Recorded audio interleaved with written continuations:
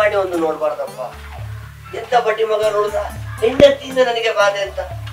ನನ್ನ ಹೆಂಡತಿ ಬೇರೆ ಇವತ್ತು ತಮ್ಮನ ಮದುವೆ ಮಾಡಿಸ್ಲಿಕ್ಕೆ ಅಂತ ಹೋಗಿದ್ದಾಳೆ. ಇನ್ನು ಎಂತೆಂತ ಬಾಧೆಗಳು ನನಗೆ ಕಾಡ್ತದ. ಒಟ್ಟು ನಮ್ಮ ಹಣೆ ಬರವೇ ಸರಿಯಿಲ್ಲ. ಗ್ರಾಚಾರ ಕೆಟ್ಟಾಗ ಏನ್ ಲಿಂಗಣ್ಣ ಏನೇನೋ ಒದರ್ಕೊಂತ ಹೊಂಟಿಲ್ಲ, ತಲೆ ಕೆಟ್ಟರಾಗತ್ತೆ. ತಲೆ ಇನ್ನು ಹೆಂಡತಿಯ ಮಾತು ಕೇಳಿ ತಲೆ ಕೆಡುದೊಂದು ಬಾಕಿ ಉಂಟಾ?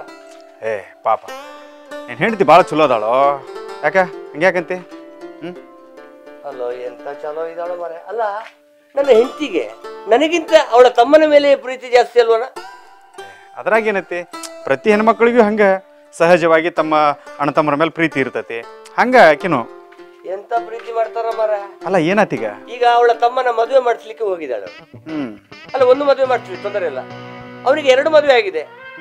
ಆ 2 ಮದುವೆಯನ್ನು ಬಿಟ್ಟು ಇವಳು ಮನೆ ಹಾಳಿ 3ನೇ ಮದುವೆ ಮಾಡ್ಲಿಕ್ಕೆ ಹೋಗಿದ್ದಾಳಲ್ವ ಮರ. ಮಾಡಿ ಬರ್ಲಿ ಬಿಡು, ನೀ ಯಾಕಷ್ಟೊಂದು ಸಂಕಟ ಪಡ್ತಿ? ಎಂತದಕ್ಕೆ ಸಂಕಟ ಪಡ್ತೀಯ? ಮೊದಲೇ ಈಗ ಆಗಿರುವ 2 ಮದುವೆಗೆ ಅರ್ಧ ತೊಲೆ ಬಂಗಾರ ಹೋಗಿದೆ. ಇನ್ನು ಎಲ್ಲಿ 3ನೇ ಮದುವೆಗೆ ಅರ್ಧ ತೊಲೆ ಬಂಗಾರವನ್ನು ನನ್ನ ತಲೆ ಮೇಲೆ ಹಾಕ್ತಾಳೆ ಅಂತೇಳಿ ಟೆನ್ಷನ್ ಆಗಿದೆಯಾ?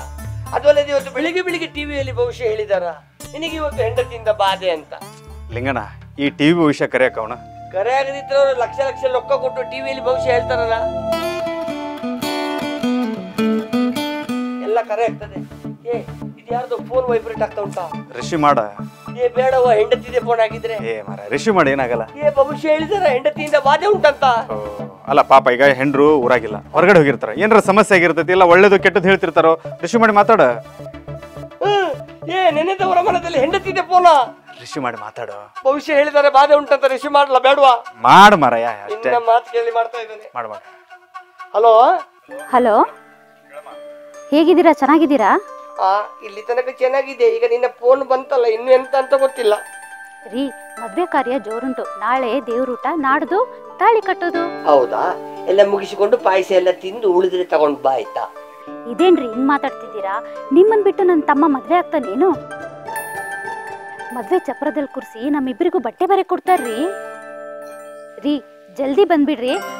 ಬರ್ಬೇಕಾದ್ರೆ ಒಂದು ಅರ್ಧ ತೊಲೆ ಉಂಗ್ರ ತಂದ್ಬಿಡ್ರಿ. ಹಲೋ ಹಲೋ, ನಿನ್ನ ಮಾತು ಕೇಳಿ ಫೋನ್ ಎತ್ತಿದೆ, ಬಾಧೆ ಶುರು ಆಯ್ತು. ತಗೋ, ಅರ್ಧ ತೊಲೆ ಬಂಗಾರ ಇಟ್ಲು ನನ್ನ ತಲೆ ಮೇಲೆ. ಕರೆ ಅಲ್ಲ ಲಿಂಗಣ್ಣ, ನೀ ಹೇಳ್ದಂಗೆ ಟಿವಿ ಭವಿಷ್ಯ ಕರೆ ಆತಲ್ಲ. ಅಯ್ಯೋ, ಇನ್ನು ನನಗೇನೇನು ಪಜಿತಿ ಕಾದತ್ತೋ ಗೊತ್ತಿಲ್ಲ. ನಿನಗೆ ಪಜಿತಿ ಕಾಡ್ಲಿಕ್ಕೆ ನಿನಗೆ ಎಂತ ಉಂಟ ಅಂತ ಕಷ್ಟ ನಷ್ಟ? ನಾನು ಇವತ್ತು ಟಿವಿ ಭವಿಷ್ಯ ನೋಡೇನಿ, ಅದ್ರಾಗ ಪ್ರೇಯಸಿಯಿಂದ ನಷ್ಟ ಐತಿ ಅಂತ ಭವಿಷ್ಯ ಇತ್ತು. ಅದಕ್ಕೆ ಕೆರೆ ಹತ್ರ ಒಂದು ಶೆಡ್ ಅಲ್ಲಿ ನಿನ್ನ ಸ್ಟೆಪ್ನಿ ಉಂಟಲ್ಲ, ಇನ್ನು ನಿನಗೆ ಕಷ್ಟ ಕಟ್ಟಿಟ್ಟ ಬುದ್ಧಿ. ಅದಕ್ಕೆ ಲಿಂಗಣ್ಣ, ನಾ ಏನ್ ಮಾಡ್ತೇನೆ, ಸೀದಾ ಮನೆಗೆ ಹೋಗ್ಬಿಡ್ತೇನೆ. ಸುಮ್ಮನೆ ಅಲ್ಲಿ ಹೋಗಿ ಸುಮ್ಮನೆ ಬೇಡ, ಅದು ಯಾಕೆ ಬೇಕು? ನೀನು ಎಲ್ಲಿಗಾದ್ರೂ ಹೋಗು, ನನ್ನ ಹೆಂಡತಿಯಲ್ಲಿ ಪೂಜೆ ನಡೆಸ್ತಾ ಇದ್ದಾಳಂತೆ. ನಾನು ಅರ್ಧ ತೊಲೆ ಬಂಗಾರ ಇಟ್ಕೊಂಡು ಅವಳ ಹತ್ರ ಹೋಗ್ತೇನೆ. ಇದೇನಿದು, ಲಿಂಗಣ್ಣಂದು ಟಿವಿ ಭವಿಷ್ಯ ಕರೆ ಆಯ್ತು, ನಂದು ನೋಡಿದ್ರೆ ಪ್ರೇಯಸಿಯಿಂದ ನಷ್ಟ ಐತಿ ಅಂತೇಳಿ ಟಿವಿ ಭವಿಷ್ಯ ಐತಿ. ಏನು ಮಾಡಲಿ? ಮನೆಗೆ ಹೋಗ್ಲೋ ಇಲ್ಲ ಕೆಂಚಿ ಮನೆಗೆ ಹೋಗ್ಲೋ? ಮಳೆ ಬರೋಂಗೈತಿ, ಮನೆಗೆ ಹೋಗ್ಲೇನು? ಏನು ಮಾಡಲಿ? ಏನಾರ ಆಗಿದ್ದಾಗಲಿ ಕೆಂಚಿ ಮನೆಗೆ ಹೋಗ್ಬಿಡ್ತಾನೆ.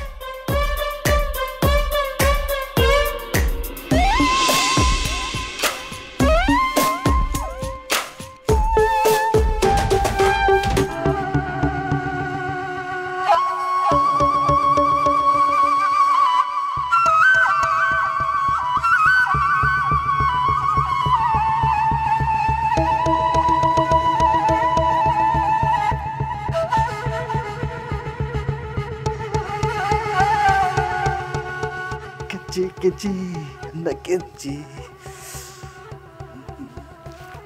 ಕೆಂಚಿ ಸಿಕ್ಕಾಪಟ್ಟೆ ತಂಡೈತಾಗತ್ತೆ. ನಿನ್ನ ಬಂತೆಗೆ ಬಂದ್ಬಿಡ್ಲ ಬೆಚ್ಚಗತ್ತ. ಯಾಕೆ ಕೆಂಚಿ ಕೈ ದುಡಾಕತ್ತಿಲ್ಲ? ಯಾಕೆ?